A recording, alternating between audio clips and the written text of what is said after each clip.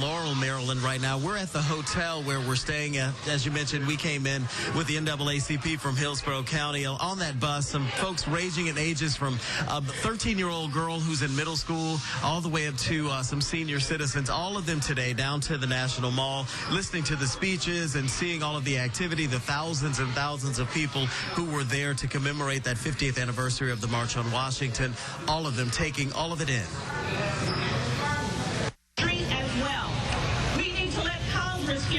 From the waters at the National Mall came shadows of struggles past, reflected in faces of a hopeful future. It's a wonderful experience. From Hillsborough County's NAACP, a group of young people taking in the day, talking over the gravity of this moment.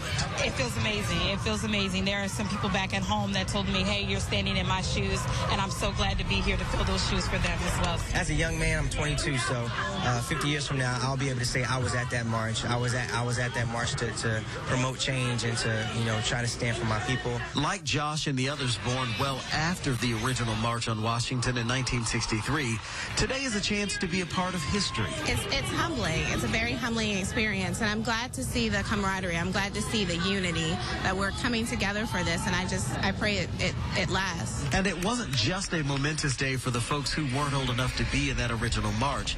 It was actually a chance for some others, like State Senator Arthenia Joyner, to write a regret. I ran into her along the mall. Were you here in 63 for the march? No, I wasn't. I was a college student watching it on TV. I was in Boston.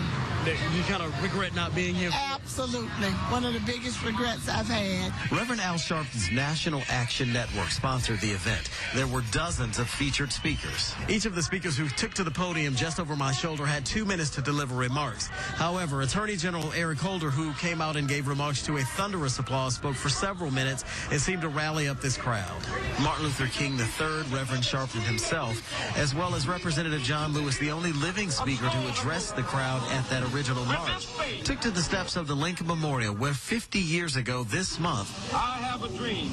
King delivered his famous I Have a Dream speech.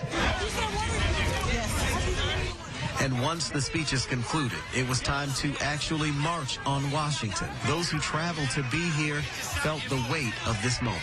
It's needed, most of all. And what could you not be? How can you not? For all those that suffered and died for us to have the right to do this, like my mother, I'm marching for not just me, but my whole family who fought the civil rights struggle. So I love it.